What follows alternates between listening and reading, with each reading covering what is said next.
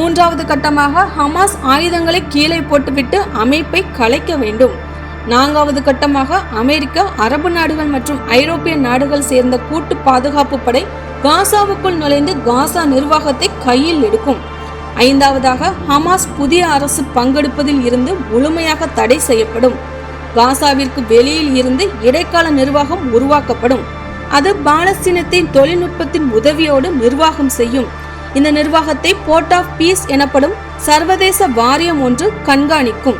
இந்த வாரியத்தில் அமெரிக்க அதிபர் டொனால்ட் ட்ரம்ப்பும் இங்கிலாந்தின் முன்னாள் பிரதமர் டோனி பிளேயரும் உறுப்பினராக இருப்பார்கள்.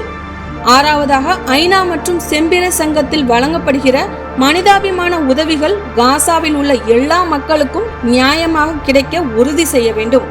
ஏழாவதாக சர்வதேச நாடுகளின் உதவியோடு காசாவின் உள்கட்டமைப்பு மற்றும் பொருளாதாரத்தை மீட்டு உருவாக்கம் செய்ய வேண்டும்.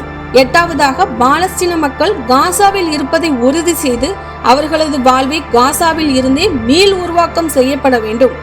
இதன் மூலம் பாலஸ்தீனியர்களை காசாவில் இருந்து வேறு இடத்திற்கு இடமாற்றம் செய்யும் ட்ரம்பின் திட்டத்தில் மாற்றம் ஏற்பட்டுள்ளது. ஒன்பதாவதாக காசாவில் உள்ள இராணுவ கட்டுமானங்கள் மற்றும் டனல்கள் முற்றிலுமாக அழிக்கப்படும். இதை பற்றிய முழு செய்திகளை அறிய கீழே உள்ள லிங்கை கிளிக் செய்யவும்.